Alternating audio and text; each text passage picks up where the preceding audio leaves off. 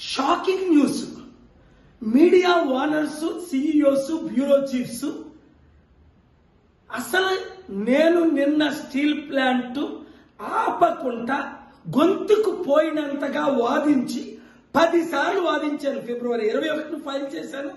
April 24ని 25ని orders తీసుకొచ్చాను. 1 inch స్థలం అమ్మకుండా ఎవరమ్మారు, ఎంతకు అమ్మారు, ఎందుకు అమ్మారు, ఎవరు కొంటున్నారు అని రుజువులతో.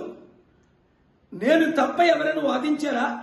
జేడి లక్ష్మీనారాయణ 3 నెలల్లో కనీసం 1 రోజైనా కోర్టుకు వచ్చాడా?